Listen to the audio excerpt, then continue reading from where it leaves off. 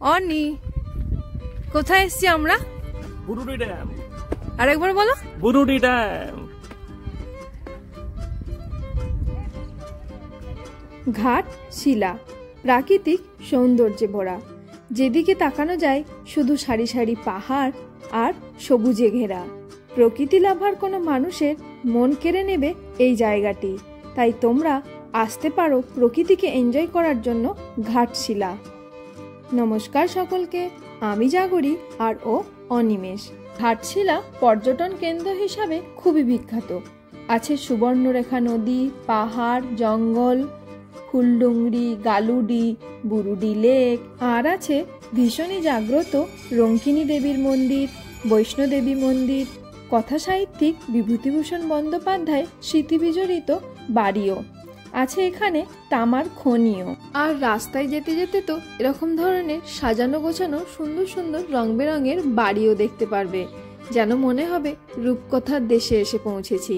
সত্যি কি অপূর্ব সুন্দর এই ঘাটশিলা, খুবই সুন্দরভাবে সাজানো গোছানো। প্রাকৃতিক দিক দিয়েও এমনকি মানুষজনের ঘর বাড়িও। সাথে থাকবে আদিবাসী স্টাইলে মাংস পিঠের রেসিপিও। চলো এবার ভিডিওটা শুরু করা যাক। ঘাটশিলা যাবার জন্য আমরা পৌঁছে গিয়েছিলাম হাওড়া স্টেশনে।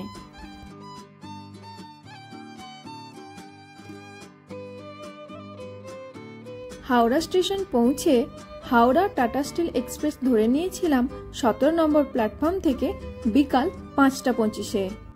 ঘাটশিলা ঝাড়খণ্ডের মধ্যে পড়ে। আসলে ঘাটশিলাতে ছিল অনির সেজ জেঠুর বাড়ি, আমরা ওখানেই চলেছিলাম। আমি খুবই এক্সাইটেড ছিলাম, কারণ এই প্রথমবার আমি ঝাড়খণ্ডের মাটিতে পা রাখতে চলেছি।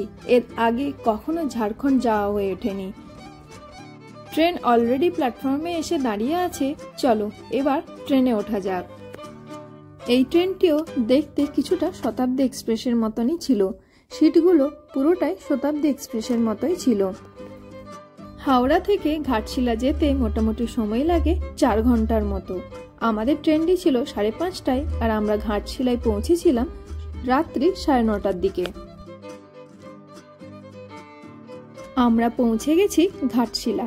জেঠুমনি আগের থেকে একটা গাড়ি ঠিক করে রেখেছিল, ওই গাড়িটিও চলে এসেছে অলরেডি আমাদেরকে পিক আপ করার জন্য। চলো এবার স্টেশনের বাইরে যাওয়া যাক। গাড়িতে আমরা উঠে পড়েছি। এই সুন্দর সুন্দর রং বেরঙের ছবি দেখতে দেখতে আমরা পৌঁছে গিয়েছিলাম 10টা নাগাদ জেঠুমনির বাড়িতে।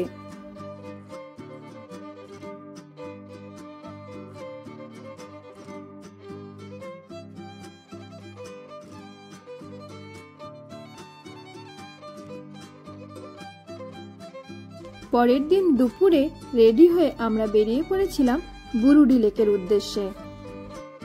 পাহাড়, নদী, জঙ্গল পেরিয়ে আমরা চলেছিলাম বুরুডি লেকের দিকে। চারিদিকে শুধু সবুজে মোড়া আর প্রাকৃতিক সৌন্দর্যে ভরা। কি যে অপূর্ব লাগছিল, নিজের চোখে না দেখলে বিশ্বাস করা যায় না।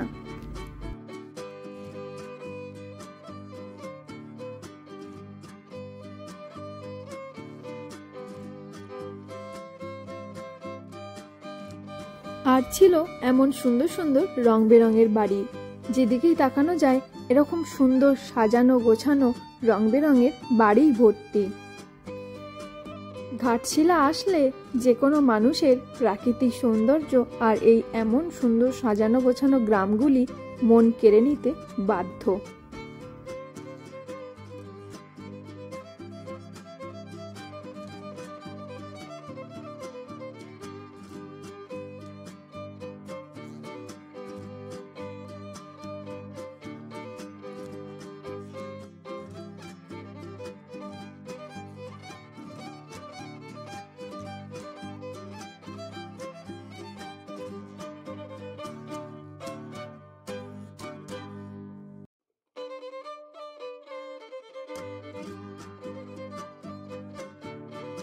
আমরা পৌঁছে গেছি বুরুডি লেক। সামনে জল আর পেছনে সারি সারি দলমা পাহাড়, চারিদিক সবুজে ঘেরা, যেটা পরিবেশকে একদম অসাধারণ করে তুলেছে।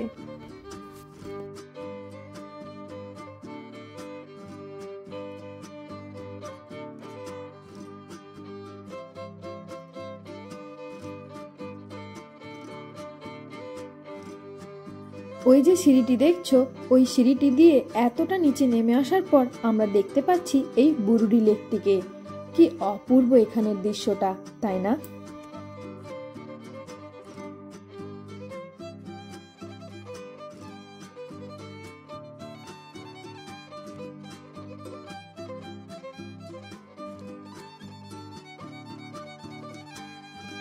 বুরুডি লেকের পাশ দিয়ে আমরা তখন সোজা হেঁটে যাচ্ছিলাম। তখন হচ্ছিল sunset.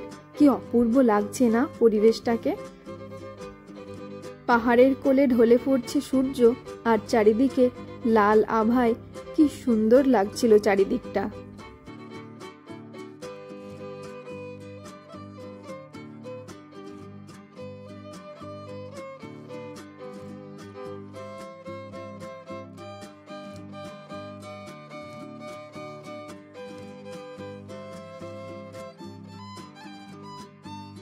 Burudi Dam, Burudi Dam, Burudi Dam, Dam. অনি, কোথায় এসছি আমরা? Burudi Dam, আরেকবার বলো। Burudi Dam.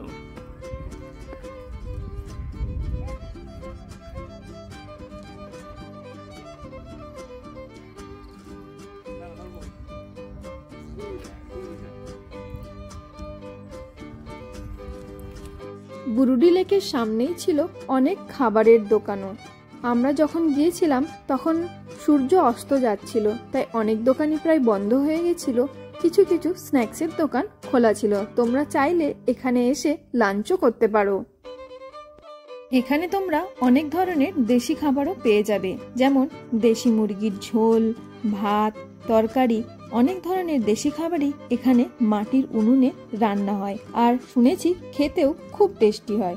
তাই চাইলে তোমরা লাঞ্চ টাইমে এসে এখানের খাবার টেস্ট করে দেখতে পারো।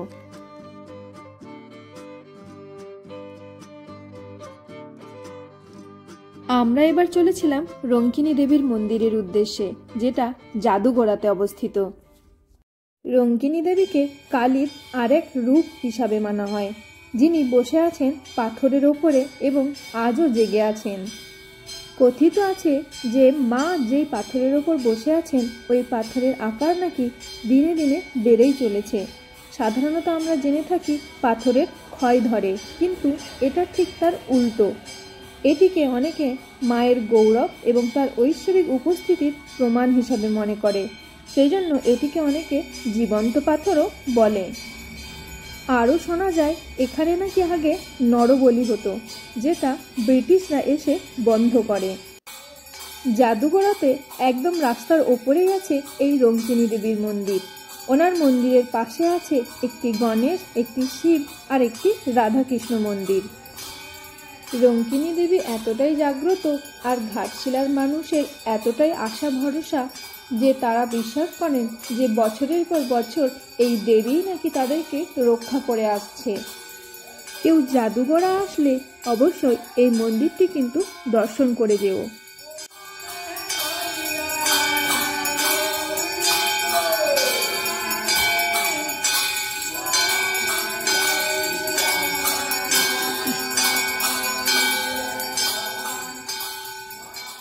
এবার আমরা পৌঁছে গিয়েছিলাম মাতা বৈষ্ণোদেবী টেম্পেলে। বৈষ্ণোদেবী টেম্পেলটি রয়েছে গালুডিতে মেন রোডের ওপরেই। মন্দিরটি ছিল সাদা কালারের, খুবই সুন্দর দেখতে, আর এখানে মাতা বৈষ্ণোদেবীকেও খুব সুন্দর লাগছিল। পাশে ছিল মহাদেবও। মহাদেবকেও খুব সুন্দর করে সাজিয়ে রেখেছিল। এটা হলো মন্দিরের বাইরের দিকটা। মন্দিরটিকে খুবই সুন্দর লাগছিল বাইরে থেকে। সাদা কালারটার জন্য আরো মাধুর্য ফুটে উঠছিল। এন্ট্রি গেটের সামনেই ছিল দুজন দারোয়ান আর দুটি সিংহ। বৈষ্ণোদেবী টেম্পল থেকে ফেরার পথে মেন রোডের ওপরেই ছিল হাভেলি ধাবা। হাভেলি ধাবাতে আমরা গিয়েছিলাম ঘাটশিলার কিছু খাবার টেস্ট করার জন্য। ওখানে আমরা অর্ডার করে নিয়েছিলাম স্ন্যাক্স আর চা। খাবারগুলো খুবই টেস্টি ছিল। তোমরা যদি বৈষ্ণোদেবী ফেরার পথে এই হাভেলি ধাবাতে আসো, আমি অবশ্যই বলবো এই হাভেলি ধাবার খাবার অবশ্যই টেস্ট করো। এটা হলো ধাবার ভেতরের ইন্টেরিয়ারটা। দেখতে খুবই সুন্দর ছিল আর ওখানের খাবারগুলো খুবই টেস্টি ছিল।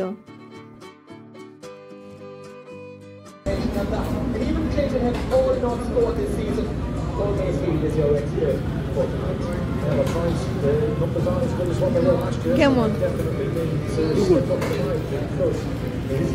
পরের দিন জেঠিমনির কাছে আমরা আবদার করেছিলাম আদিবাসী স্টাইলে মাংস পিঠে করার জন্য।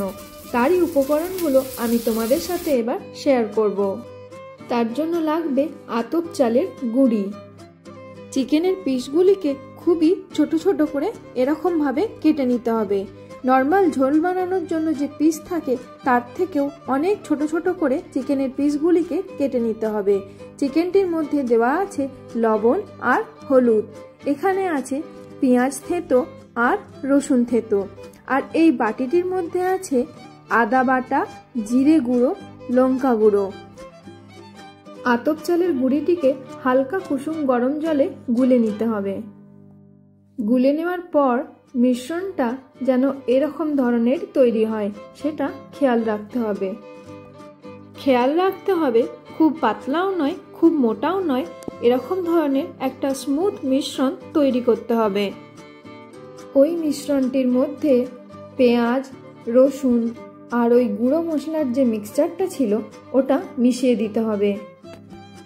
আর দিতে হবে এই ছোট ছোট পিস করে রাখা চিকেনের পিসগুলোও। পরিমাণ মতো নুনও দিতে হবে। তারপর ভালো করে মিশ্রণটিকে মিশিয়ে নিতে হবে।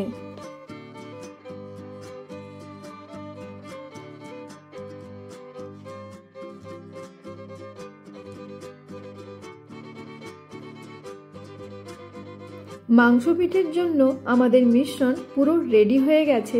এবার একটা মাটির তাওয়া নিয়ে সেটাতে এক একটা পিঠে বসিয়ে ওটাকে ভাজতে হবে। দেখাও, এটা মাটির তাওয়া? হ্যাঁ, মাটির তাওয়া এটা।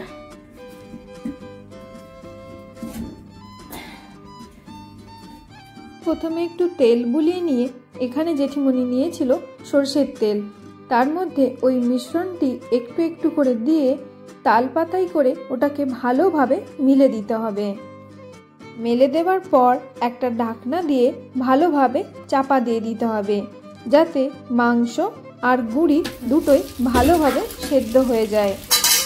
ভালোভাবে সেদ্ধ হয়ে যাবার পর মাংস পিঠেটিকে উল্টে পাল্টে আরেকবার তেল দিয়ে ভালোভাবে ফ্রাই করে নিতে হবে। ব্যাস, তাহলেই রেডি আদিবাসী স্টাইলে মাংস পিঠে, যেটা ঝাড়খণ্ড বা ঘাটশিলা এরিয়াতে খুবই জনপ্রিয় একটি খাবার।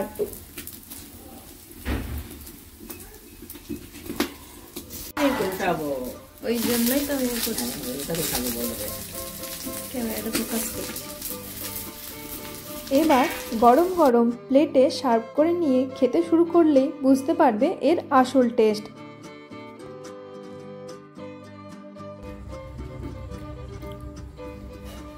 কি খাচ্ছ তুমি?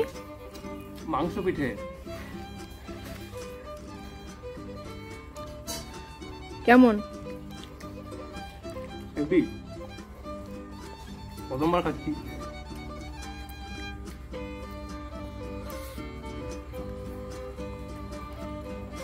তোমরা যদি কেউ চাও বাড়িতে এই রেসিপিটা ট্রাই করে দেখতে পারো, খুবই অসাধারণ লাগবে খেতে, একদমই অন্যরকম স্বাদ। আমি প্রথমবার খেলাম এই মাংস পিঠে, অনেক নাম শুনেছি কিন্তু খাওয়ার সৌভাগ্য এই প্রথমবার হলো। খেতেও খুবই টেস্টি ছিল।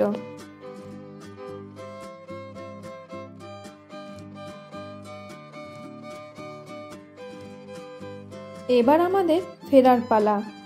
অনেক হাসি মজাতেই কাটলো এই দুটো দিন।